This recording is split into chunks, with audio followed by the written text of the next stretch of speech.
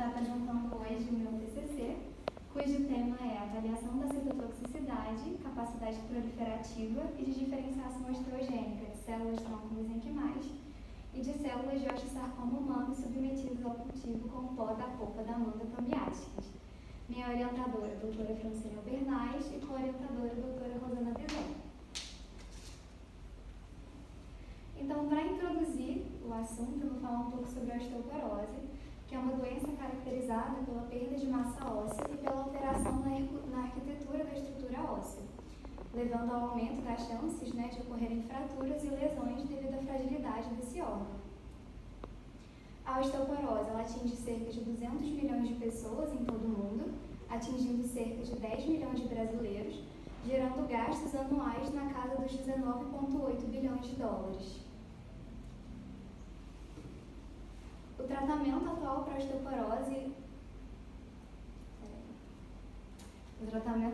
osteoporose é, em suma, medicamentoso, com medicamentos do tipo antirreabsortivos e osteoanabólicos e também com mudanças de hábitos.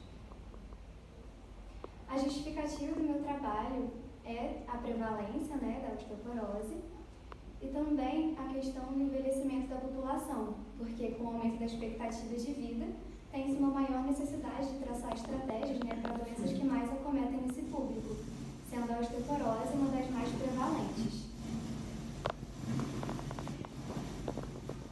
Uma outra questão também é que os medicamentos para a osteoporose, eles não são totalmente eficazes, principalmente em grupos específicos, como mulheres na pós-menopausa e em pessoas com osteoporose grave. E esses medicamentos, eles também estão associados a efeitos colaterais graves, como a osteonecrose de mandíbula e a perda da eficácia a longo prazo, gerando abandono do tratamento. Dessa forma, tem a necessidade de buscar novos tratamentos para a osteoporose, sendo as células tronco mesenquimais atualmente alternativas promissoras no tratamento e na prevenção de lesões ósseas. Essas células são células multipotentes com potencial de diferenciação para várias linhagens celulares, tais como osteoblastos, condrócitos e adipócitos. As células tronco-mesenquimais elas já atuam de modo fisiológico no processo de síntese e de reparo do tecido ósseo, e dessa forma, como na osteoporose esse processo é prejudicado, avaliar formas de aprimorar o potencial de regeneração dessas células se torna interessante para um possível manejo dessa doença. E por que a manga foi escolhida? Atualmente, alguns compostos presentes na manga vêm sendo estudados como potenciais osteogênicos em células tronco-mesenquimais, sendo a mangiferrina, o principal composto bioativo da manga, associado a efeitos positivos de síntese óssea e de colágeno. E até então, na literatura, não foi avaliado o potencial do pó da polpa da manga no meio de cultura de células tronco-mesenquimais, visando seu potencial osteogênico. Então, por conta disso, o objetivo do meu trabalho é justamente de avaliar a ação do pó da polpa da manga na citotoxicidade e na capacidade de diferenciação e de produção osteogênica in vitro, sendo esses os objetivos específicos que me fizeram chegar nesse objetivo geral. Com relação aos métodos e resultados, consiste em um estudo experimental que ocorreu na Unifase, Petrópolis, Rio de Janeiro, nos laboratórios de técnicas dietética, bromatologia e no Centro de Medicina Regenerativa da Universidade, e também ocorreu no Inmetro, no campus de Xerém. Para facilitar o entendimento do trabalho, ele foi dividido em 3 etapas, sendo a etapa número 1 a etapa de obtenção do pó da polpa da manga, a etapa número 2, a etapa de avaliação da aplicabilidade desse produto in vitro, e a etapa número 3, a das induções. Então, com relação à etapa número 1, as mangas da variedade tomiáticas foram obtidas de um fornecedor orgânico certificado da cidade de Petrópolis. Aqui a gente tem o certificado de conformidade orgânica do produto. Elas foram selecionadas visualmente, sendo excluídos os frutos defeituosos e em estágio de maturação abaixo de 5, sendo essa a escala utilizada. Para a obtenção da polpa, as mangas foram despolpadas manualmente, depois elas foram centrifugadas e foram refinadas por peneiragem, sendo armazenadas, envasadas e armazenadas a menos 18 graus Celsius. Para a obtenção do pó manga foi utilizado o método foam and drying, que é um método que tem a capacidade de secar alimentos sensíveis a altas temperaturas, preservando os compostos. Então, foram utilizados os reagentes carboximetilcelulose e lecitina de soja, nas concentrações de 0,3 mg a cada 100 gramas de polpa, conforme as técnicas, né, descritas por Lobo, que avaliaram essa como a condição ideal para a manutenção e para o aumento das concentrações dos compostos bioativos da manga. Então, foram acrescidos os reagentes e a polpa foi batida na batedeira até a obtenção da espuma. A espuma foi espalhada nas bandejas do desidratador, foi desidratada a 70 graus Celsius e a polpa desidratada foi moída em pilão manual até a obtenção do pó. Esse pó foi então armazenado, né, em tubos de microcentrífuga e foram armazenados a menos 18 graus Celsius. Então aqui a gente tem o primeiro resultado, que é o rendimento, né, durante o processamento para a obtenção do pó da polpa da manga, e obtemos um fator de correção de 1,56, o que indica que os frutos estavam maduros e o despolpamento foi realizado de forma correta. Com relação aos outros rendimentos, todos ficaram de acordo com a literatura, com exceção do pó, né, da polpa da manga, que acabou ficando um pouco inferior ao relatado na literatura. Com relação ao teor de umidade, foi importante avaliar o teor de umidade tanto da polpa da manga quanto do pó, porque é bem esclarecido na literatura a relação direta da quantidade de água de um alimento e o desenvolvimento microbiológico, e, consequentemente, a perda de nutrientes e de compostos importantes. Então, foi utilizado o método gravimétrico e foi obtido 85,9% de umidade na polpa da manga e 7,95% de umidade no pó, que foram dados bastante semelhantes com os da literatura. Então aqui a gente entra na etapa 2, que é a etapa de avaliação da viabilidade desse produto in vitro. E a primeira etapa foi de avaliação da solubilidade dele, uma vez que para aplicar no cultivo celular, né, essa substância, o pó da polpa da manga, ele precisa ser solúvel e também estéril. Então foi avaliada a capacidade solúvel e filtrável, né, dessa substância. Porque passando por filtros de membrana, essa solução se torna estéril. Então aqui a gente encontrou a concentração de 5 mg por ml, como a concentração que foi solúvel e também filtrável. Então essa foi a concentração utilizada nos demais testes. Com relação às células utilizadas no estudo, foram utilizadas células tronco-mesenquimais derivadas do tecido adiposo e células de osteosarcoma humano. As células tronco-mesenquimais de tecido adiposo, elas podem ser isoladas, né, do tecido adiposo humano e são conhecidas por terem um alto potencial de diferenciação em adipócitos, condrócitos e osteoclastos. Já a MG63, que é a célula de osteosarcoma humano, são células comumente utilizadas como modelos osteoblásticos por apresentarem rápida proliferação e produção óssea. Uma questão importante de destacar antes de começar a parte de resultados e discussão do trabalho é que não foram encontrados estudos que avaliassem a ação do pó da polpa da manga in vitro. Então, por conta disso, os resultados encontrados foram comparados com estudos que avaliassem a mangiferina, né, que é o composto bioativo mais presente na manga. Então, o primeiro teste foi o de citotoxicidade do pó da polpa da manga. A gente fez esse teste porque na fase experimental, né, de medicamento, de uma substância, é necessário encontrar a dose ideal para ser trabalhada. E essa dose é a média, né, entre a concentração efetiva e a concentração inibitória de uma solução. Então, para avaliar isso, são utilizados os testes de citotoxicidade. Foram utilizados, né, nesse estudo os testes do MTT e do MTS, que consistem em colocar a substância direta ou indiretamente na cultura celular, verificando, né, as alterações celulares, a viabilidade, através da incorporação de corantes. Então, o MTT ele é um corante roxo e o MTS é um corante amarelo. Uma preocupação inicial era se esse corante amarelo do MTS poderia estar interferindo nos resultados com o pó da polpa da manga. Então, inicialmente, antes de fazer o teste de citotoxicidade, foi avaliado o espectro de absorvância, né, do pó da polpa da manga em contato com, né, o corante roxo e o corante amarelo, né? E foi observado que com o MTS, com o teste do ensaio do MTS, houve uma diferença um pouco maior conta disso, o MTT foi utilizado nos demais testes. Esse é o esquema de montagem da placa de 96 poços. Foram colocadas, né, as células, depois foram acrescidas as concentrações do pó da polpa da manga, variando de 1 a 8, sendo a concentração 1 a maior e a concentração 8 a menor. Então aqui as células foram plaqueadas por 24 horas, depois foi adicionado o pó da polpa da manga nessas concentrações, né, por 24 ou 48 horas, e foram realizados os ensaios do MTT, sendo a leitura feita no espectrofotômetro.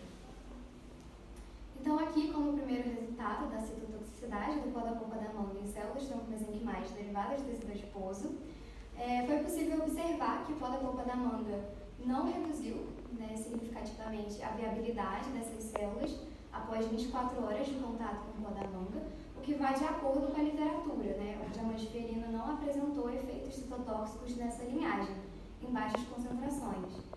É esperado, de modo subjetivo, que no pó da polpa da manga tenha uma concentração muito pequena de mangiferina, menos que 1 micromol, né, com base em análises fisicoquímicas de lobo.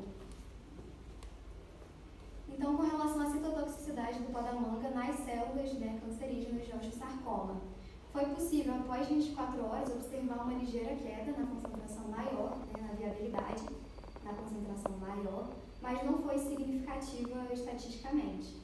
Já após 48 horas, foi possível observar uma maior variação da viabilidade, em especial na maior concentração e na menor concentração, sendo que tais resultados não foram conclusivos, né, sendo necessária a realização desses ensaios em triplicata para avaliar a real ação citotóxica desse pó. Para avaliar a viabilidade e a apoptose celular, foi realizado, né, o teste com a citometria de fluxo. Então, as células, tanto tronco-mesenquimais quanto as células de osteosarcoma, foram cultivadas em contato e sem contato com a manga, né, por esses períodos, e depois foi incorporado os anticorpos que têm esses corantes, né, vermelho e verde, que é a anexina e PI. A anexina, ela avalia a morte celular e PI avalia as células que estão em processo de apoptose. Então, aqui, como resultado da citometria, você tem um gráfico, né, que avalia as células mortas por apoptose, as células vivas e as células em processo de apoptose. Então, aqui a gente tem os resultados, né, dos gráficos em dot plot, e eles foram transferidos para essa tabela para facilitar a visualização. Então, o que foi observado? Foi observado uma viabilidade maior nas células cultivadas sem o pó da polpa da manga com relação às células tronco-mesenquimais, né, e um aumento do número de células mortas e apoptóticas.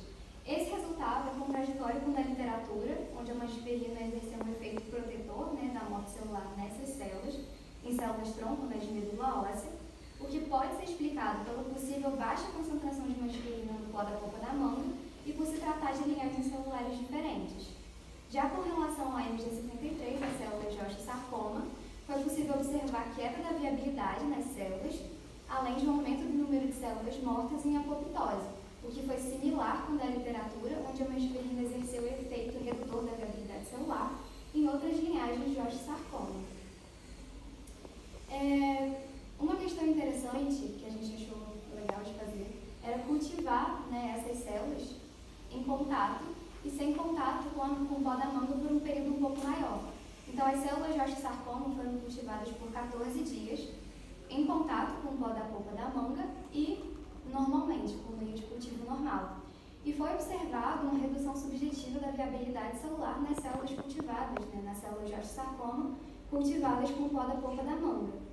Então, aqui, por exemplo, nas células que foram cultivadas normalmente, né, as células foram plaqueadas na garrafinha, houve um crescimento, né, e elas entraram em confluência de aproximadamente 70% e 80%. Elas foram, então, trocadas de garrafinha, né, e cresceram novamente. E aí elas foram trocadas novamente de garrafinha e cresceram novamente. Já com relação às células que foram cultivadas com pó da polpa da manga, foi observado um efeito contrário, né? As células foram plaqueadas, cresceram um pouquinho e depois foram mantidas na mesma garrafinha. Elas não cresceram mais, né? As células cancerígenas do osteosarcoma.